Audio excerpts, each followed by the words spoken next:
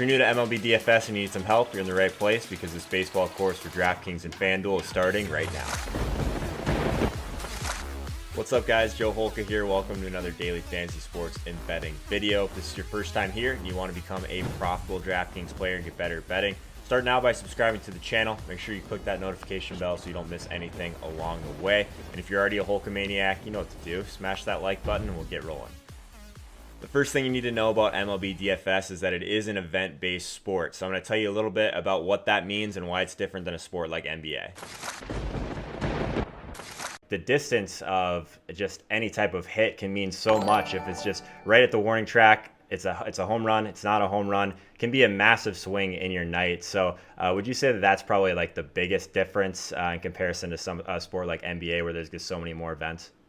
Yeah, it's the biggest difference, and it's also, compared to a lot of the other sports, you have limited opportunities. Most of your hitters on a given night are going to have 4 to 5 opportunities to accrue points, and so that 1 foot of distance difference that could be the difference between a home run and a long out is huge. Not only in terms of the scoring differences, but in terms of the opportunity set. You don't have anything like that in basketball. You rim out a 3-pointer. Okay, I lost 3.5 points on DraftKings from a potential of a guy who's going to score 30 or 40 or something like that. It's really not that big of a deal. In MLB, you miss out on a home run, and that's missing out on like 14 points or 16 or 18 points for a guy who might only score 4 or 0.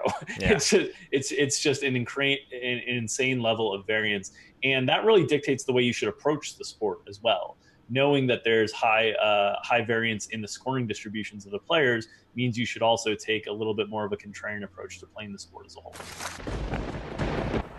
By the way, guys, if you've ever found value in any of my videos or live streams, one of the best ways you can support what I'm doing here for free is to throw me the follow over on Twitter. If you're new to the community, I also do content only on Instagram. So if you can take a second and make sure you're following me over there as well, I'd really appreciate it. So if you're new to MLB DFS and maybe you've played some season long in your day, there's definitely one specific difference that I wanted to touch on very early in this course. So we'll talk about that. We'll talk a little bit about where you should be starting your research process as well and how that all ties together. That I think stands out is really trying to target strikeouts at pitcher. Would you say that that's probably one of the better things to kind of start if you're just looking purely at the scoring side of things? 100%. And I think it also makes a lot of sense to often days start your research process or start your line of decision making with pitchers in general. And it's actually different if you are unaccustomed to playing daily fantasy baseball and you're accustomed to season-long fantasy baseball. You might think, well, in season-long, they tell me to wait on drafting pitchers because pitchers are such high variance.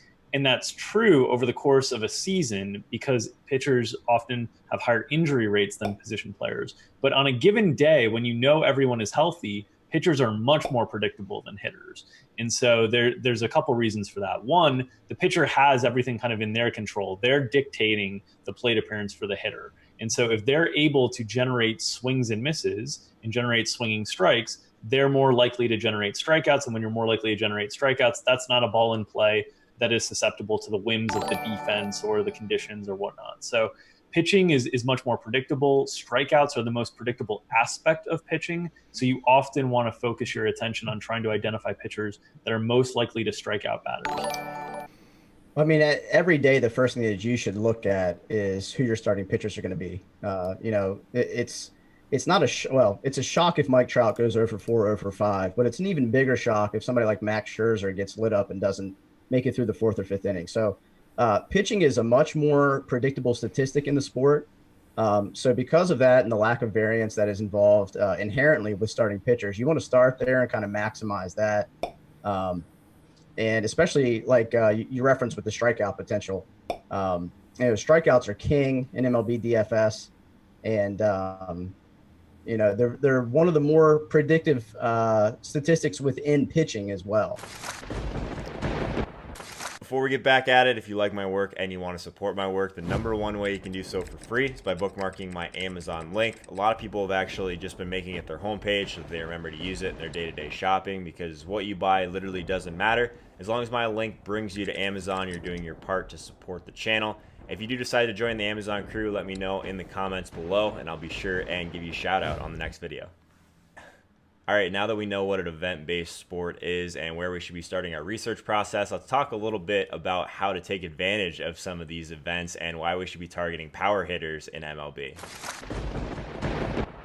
Batters, obviously extremely important. There's a lot more variance involved in them, but is there something to be said for targeting power hitters over some of these more contact-based guys? Yeah, in a lot of ways, because essentially what you're trying to do there is you're trying to maximize your probability of realizing an event in Right. terms of like a home run or different things like that. And so, players that, put the ball in play a lot, yeah, they walk a lot. Those guys might have a little bit more consistent distributions of results, but they might not have those high end outcomes. And a lot of times you think of like, oh, these guys are more consistent, they're better for cash games. That's not even necessarily the thing that makes sense anymore, because cash games are becoming so much more efficient as well in terms of people that are playing those. So I think focusing on players that can create those events, whether it's through home runs or stolen bases or a combination of the two, certainly makes a lot of sense as well. As far as the power hitters go, we'll talk about this a little bit later, but I'm always looking for kind of like the micro metrics that aren't jumping off the page of people. Guys that have a hard hit percentage but a low BABIP, or starting pitchers with a low strikeout rate, facing the Rangers, and Joey Gallo, who strikes out a ton, but if he's not going to strike out, he's probably going to hit the ball hard in the air. So things like that, looking at hard hit percentage, fly ball percentage from a pitcher perspective and a hitter's perspective.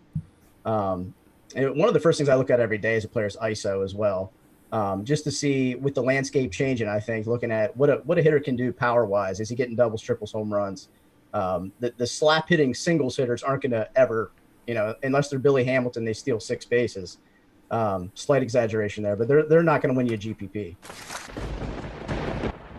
Just a reminder, if you're looking to invest in yourself and take your game to the next level, I do offer one-on-one coaching. So check out joeholka.com/coaching if you want a little bit more information on that. If you want to continue to just learn in a group setting, a lot of people don't realize that if they already have an Amazon Prime account, which a lot of people do these days, they automatically have access to a free Twitch Prime subscription. So with that, you get access to our premium Discord chat, as well as a bunch of other subscriber-only perks. Regardless, guys, if you're not taking advantage of these live streams, you're seriously doing yourself a disservice. So go over to twitch.tv/JoeHolka. Make sure you're following me over there so you don't miss anything. So if you've played any other DFS sports, you're probably pretty familiar already with the concept of stacking. In NFL, your quarterback, your wide receiver. Obviously, if you throw a touchdown to that wide receiver, you get points on both sides of that event. So MLB, similar in some ways, but definitely a little bit different, but correlation is massively important. So let's dive into that now. But it's one of the biggest things that there is. It's a way to kind of leverage ownership. It's a way to make sure that you're getting those plate appearances, and kind of when you're right, you really kind of benefit from that. I think one thing that stacking has in almost any sport, right? It's like, I'm trying to be right about a few things. I know I'm not going to be right about everything. So if I'm just picking and choosing these little mini stacks, I would almost guarantee that I'm going to be wrong in at least one of those spots. And to get to the top of a GPP, you really need to have a stack go completely off. So what are your thoughts on stacking with baseball? Is it bad that everyone's doing it now, or is it still probably optimal in a lot of ways?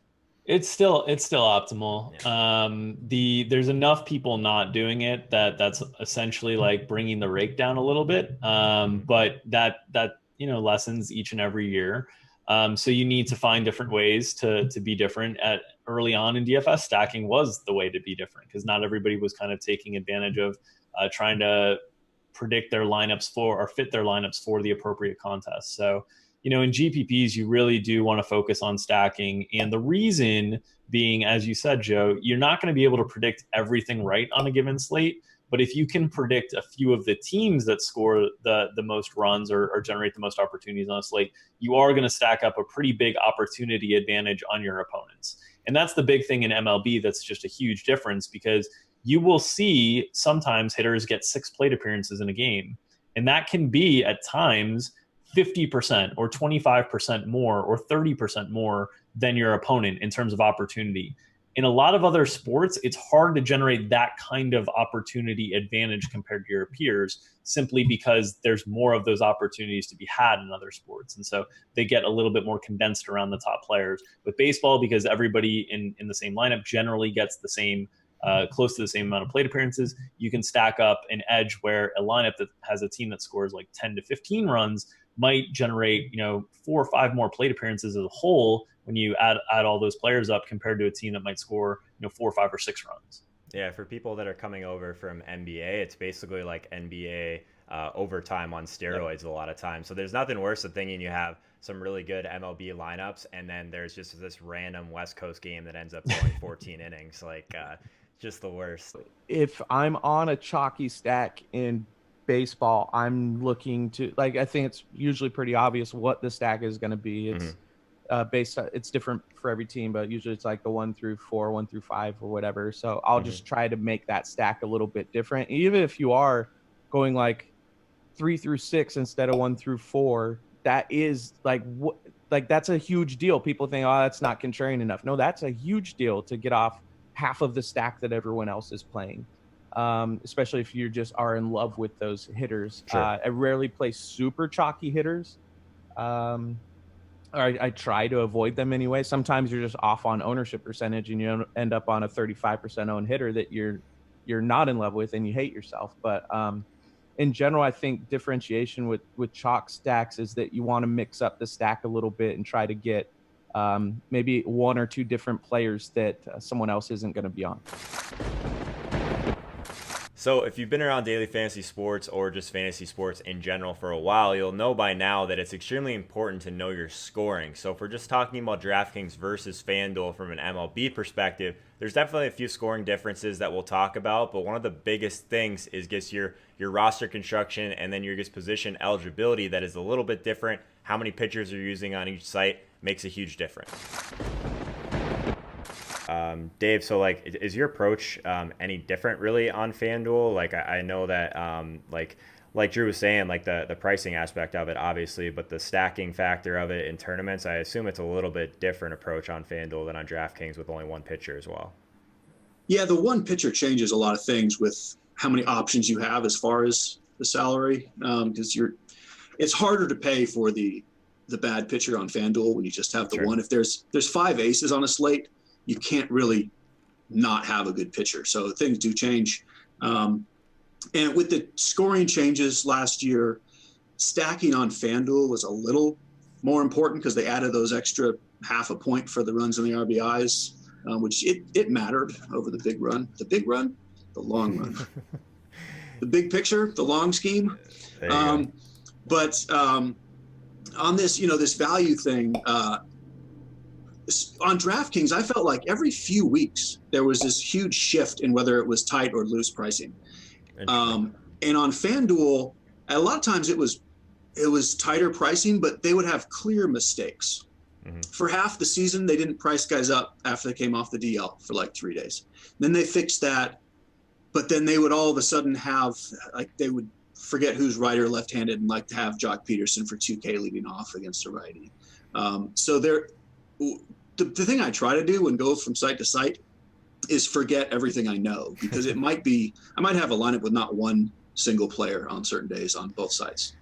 Yeah, I would imagine that, and Parma in the chat made a really good point. I think just like you're able to get a little bit more creative and more unique on DraftKings for sure. A lot of people are kind of just trained to pay up for pitching, right? Whether it's on FanDuel or whether it's on DraftKings with 2 pitchers. Like Manny is kind of interested in at least the MME world of paying up for batters in some ways. So I think it's kind of an interesting thing, like paying a premium for some of these batters in like optimal positions. Like a lot of times if they have like pretty significant ownership, it feels like it might be a mistake, but I'm interested in what you think about paying up for pitching when it's gonna, I would think it's gonna limit what you can do as far as getting up to some of these optimal batters.